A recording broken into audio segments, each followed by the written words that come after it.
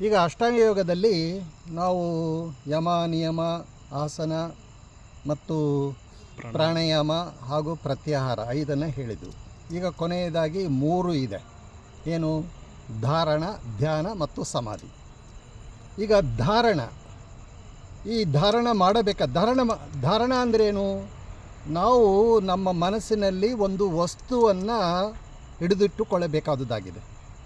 ಈಗಾಗಲೇ ಯಮ ನಿಯಮದಿಂದ ಮನಸ್ಸಿನ ನಿಯಂತ್ರಣ, ಶಾರೀರಿಕ ನಿಯಂತ್ರಣ ಪಡೆದಿದ್ದೇವೆ.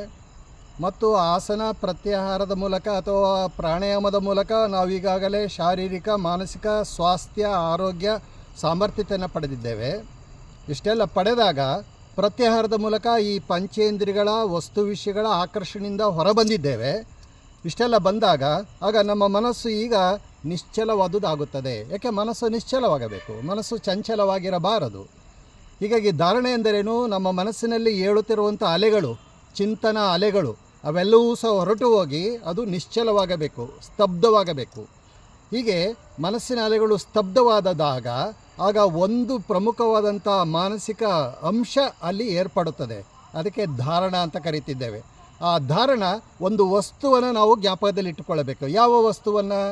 ಈಗಾಗಲೇ ಅಷ್ಟಾಂಗ ಯೋಗದಲ್ಲಿ ಹೇಳಿರಬಹುದಂತೆ ಸಮಾಧಿ ತಲುಪಬೇಕಾದರೆ ನಾವು ಈಗಾಗಲೇ ಯಮ ನಿಯಮ ಇವುಗಳೆಲ್ಲವನ್ನು ದಾಟಿ ಬಂದಿರಬಹುದಾದ್ದರಿಂದ ನಾವು ಮುಂದೆ ಧ್ಯಾನ ಮಾಡಲಿಕ್ಕೆ ಒಂದು ವಸ್ತುವನ್ನು ಮನಸ್ಸಿನಲ್ಲಿ ಇಟ್ಟುಕೊಳ್ಳಬೇಕಾಗುತ್ತದೆ. ಅದು ಅವರವರ ಇಚ್ಛೆಗೆ ಸಂಬಂಧಪಟ್ಟದ್ದು, ಅವರವರ ಆಸಕ್ತಿಗೆ ಸಂಬಂಧಪಟ್ಟದ್ದು. ಯಾವುದೋ ಒಂದು ಗುರುವನ್ನು ಮನಸ್ಸಲ್ಲಿ ಇಟ್ಟುಕೊಳ್ಳಬಹುದು ಅಥವಾ ಯಾವುದೋ ದೇವತೆಯನ್ನು ಮನಸ್ಸಲ್ಲಿ ಇಟ್ಟುಕೊಳ್ಳಬಹುದು.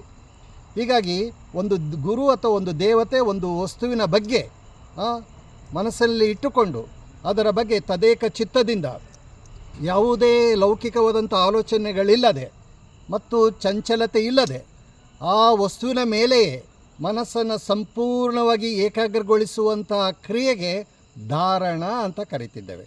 ಹೀಗೆ ಧಾರಣ ಅಷ್ಟು ಸುಲಭವಲ್ಲ. ಏಕೆಂದರೆ ಮನಸ್ಸು ಎಲ್ಲೆಲ್ಲಿಯೋ ಓಡುತ್ತಾ ಇರುತ್ತದೆ. ಅದು ಮನಸ್ಸು ಎಲ್ಲೆಲ್ಲಿಯೋ ನಮ್ಮನ್ನು ತೆಗೆದುಕೊಂಡು ಕಳಿಸುತ್ತಾ ಇರುತ್ತದೆ. ಇಂಥ ಒಂದು ಚಂಚಲಯುತವಾದಂಥ ಸದಾ ಸುತ್ತುತ್ತಾ ಇರಬಹುದಂಥ ಸದಾ ನಮ್ಮನ್ನು ಚಿತಾವಣೆ ಮಾಡುವಂಥ ಇಂಥ ಮನಸ್ಸನ್ನು ಒಂದು ಕಡೆ ನಿಲ್ಲಿಸುವುದು ಕಷ್ಟ.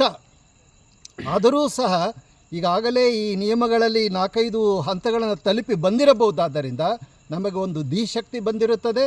ಆ ಮೂಲಕವಾಗಿ ಮನಸ್ಸು ಆ ಒಂದು ವಸ್ತುವಿನ ಮೇಲೆ ನಿಲ್ಲಲಿಕ್ಕೆ ಸಾಧ್ಯವಾಗುತ್ತದೆ. ಒಂದು ವಸ್ತುವಿನ ಮೇಲೆ ನಾವು ಮನಸ್ಸನ್ನು ಏಕಾಗ್ರವಾಗಿ ನಿಲ್ಲಿಸಬೇಕು. ಆಚೆ ಈಚೆ ಹೋಗದೆ ಅದು ವಸ್ತುವಿನ ಬಗ್ಗೆ ಪ್ರತಿದಿನವೂ ಪ್ರತಿಕ್ಷಣವೂ ನಾವು ಆಲೋಚಿಸುತ್ತಾ ಇರಬೇಕು.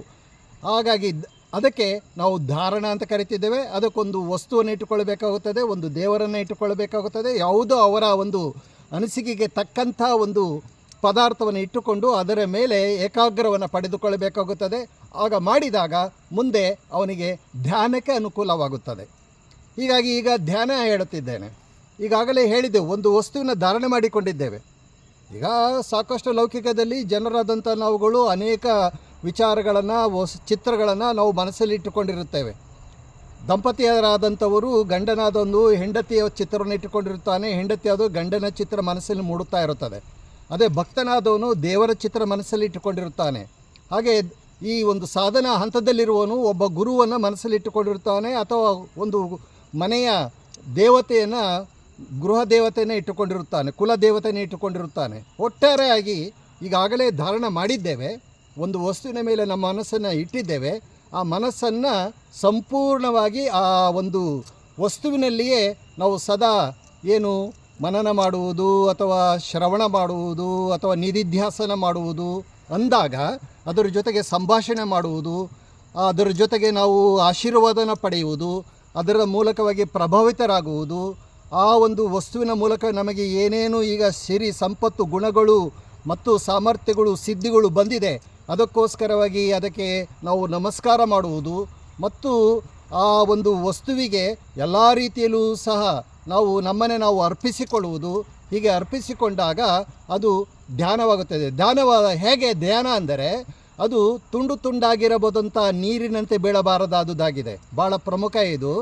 ಧ್ಯಾನದಲ್ಲಿ ನಾವು ಎಂಥ ಬಾಹ್ಯವಾಗಿ ಏನೆಲ್ಲ ಅನಾನುಕೂಲಗಳು ಆಗುತ್ತಾ ಇರುತ್ತದೆ, ಸಿಡಿಲು ಗುಡುಗುಗಳು, ಮೋಡ ಮಳೆ ಬಿರುಗಾಳಿಗಳು ಎಲ್ಲ ಸುಳಿಯುತ್ತಾ ಇರುತ್ತದೆ. ಆದರೂ ಸಹ ಅದಕ್ಕೆ ಕದಲದೆ ತದೇಕ ಚಿತ್ತದಿಂದ ತನ್ನದೇ ಆದಂಥ ಮನಸ್ಸಿನಲ್ಲಿ ಆ ಒಂದು ವಸ್ತುವಿನ ಬಗ್ಗೆ ಧ್ಯಾನಿಸುತ್ತಾ ಇರಬೇಕಾಗುತ್ತದೆ. ಮಧ್ಯರಾತ್ರಿಯಲ್ಲಿ ನಂತರದ ಇನ್ನೂ ಕಾಲ ಕಳೆದ ಮೇಲೆ ಇನ್ನು ಬೆಳಗಾಗುವುದಕ್ಕಿಂತ ಮುಂಚೆ 2-3 ಗಂಟೆಗಳ ಮುಂಚೆ ಧ್ಯಾನದಲ್ಲಿ ನಿರತರಿರುವಂಥ ವ್ಯಕ್ತಿಗೆ ದೆವ್ವ, ಭೂತಗಳು, ಪಿಶಾಚಿಗಳು ಬರಬಹುದಾದುದಾಗಿದೆ. ಅಥವಾ ದೇವತೆ ಎಂಬಂಥ ಶಕ್ತಿಯೇ ಆ ಸ್ವರೂಪದಲ್ಲಿ ಬಂದು ನಮ್ಮನ್ನು ಹೆದರಿಸಬಹುದಾದುದಾಗಿದೆ. ಆದರೆ ಅದಕ್ಕೆ ಹೆದರದೆ, ಕಿಂಚಿತ್ತು ಚಿತ್ತ ಚಂಚಲ ಮಾಡಿಕೊಳ್ಳದೆ, ಏಕಾಗ್ರವಾಗಿ ಅದೇನು ಮನಸ್ಸಿನಲ್ಲಿ ಧಾರಣೆ ಮಾಡಿಕೊಂಡಿದ್ದೇವೆ ದೇವತೆಯನ್ನು, ಆ ದೇವತೆಯ ಬಗ್ಗೆ ಸದಾ ಸ್ಮರಿಸುತ್ತಾ ಇದ್ದರೆ, ಜ್ಞಾಪಕ ಮಾಡಿಕೊಳ್ಳುತ್ತಾ ಇದ್ದರೆ, ಅದರಲ್ಲಿ ಲೀನವಾಗಿದ್ದರೆ, ಆಗ ಆ ಪೀಡೆ, ಪಿಶಾಚಿ ಏನು ಧ್ವನಿಗಳು, ವಿಕಾರ ಧ್ವನಿಗಳೆಲ್ಲವೂ ಸಹ ಹೊರಟು ಹೋಗಿ ಆ ವ್ಯಕ್ತಿ, ಆ ಶಕ್ತಿ ನಮ್ಮ ಮುಂದೆ ಪ್ರತ್ಯಕ್ಷವಾಗಿ ಕಾಣುತ್ತದೆ, ನಮಗೆ ಆಶೀರ್ವಾದ ಮಾಡುತ್ತದೆ. ಹೀಗಾಗಿ ಧ್ಯಾನ ಭಾಳ ಪ್ರಮುಖವಾದುದಾಗಿದೆ. ಆದರೂ ಸಹ ಇಲ್ಲಿ ಒಂದು ವಿಷಯ ಇದೆ. ಧ್ಯಾನ ಹೇಗಿರಬೇಕೆಂದರೆ, ಒಂದು ಎಣ್ಣೆಯನ್ನು, ತೈಲವನ್ನು ನಾವು ಸುರಿದಾಗ ಅದು ತುಂಡು ತುಂಡಾಗಿ ಬೀಳದೆ ಸಂಪೂರ್ಣವಾಗಿ ಏಕಾಪ್ರಕಾರವಾಗಿ ಮೇಲಿಂದ ಕೆಳಗೆ ಬೀಳುತ್ತದೆ. ಆದರೆ ನೀರನ್ನು ಮೇಲಿಂದ ಕೆಳಗೆ ಸುರಿದರೆ ಅದು ಹನಿ ಹನಿಯಾಗಿ ತುಂಡು ತುಂಡಾಗುತ್ತದೆ. ಆ ರೀತಿಯಾದಂಥ ಧ್ಯಾನವಲ್ಲ, ಅದು ತೈಲ ಸುರಿದಂತೆ. ಮತ್ತು ಧ್ಯಾನ ಹೇಗೆ ಅಂದರೆ, ಬಿರುಗಾಳಿಯಲ್ಲಿ ಸೊಡರು ಅಂದರೆ ದೀಪದ ಕುಡಿ ಅಲುಗದಂತೆ ಆ ರೀತಿಯಾದಂಥ ಧ್ಯಾನ, ಏಕಾಗ್ರವಂಥ ಧ್ಯಾನವನ್ನು ಪ್ರತಿಯೊಬ್ಬರು ಮಾಡಬೇಕು. ಆಗ ಮಾಡಿದಾಗ ನಂತರದಲ್ಲಿ ಬರುವುದೇ ಸಮಾಧಿ ಎಂಬುದಾಗಿ ಕರೀತೇವೆ. ಯಾವಾಗ ಕೊನೆಯದಾಗಿ ಸಮಾಧಿಗೆ ಬರುತ್ತೇವೆ, ಸಮಾಧಿ ಎಂದರೇನು? ನಮ್ಮ ಮನಸ್ಸಿನ, ಸಾಧಕನ ಮನಸ್ಸು ಈಗ ಸಂಪೂರ್ಣವಾಗಿ ಅದು ಶುದ್ಧವಾದುದಾಗಿದೆ. ಅಲ್ಲಿ ಯಾವುದೇ ವಿಕಾರಗಳಿಲ್ಲ, ಅಲ್ಲಿ ಯಾವುದೇ ಲೌಕಿಕವಾದಂಥ ಆಲೋಚನೆಗಳಿಲ್ಲ.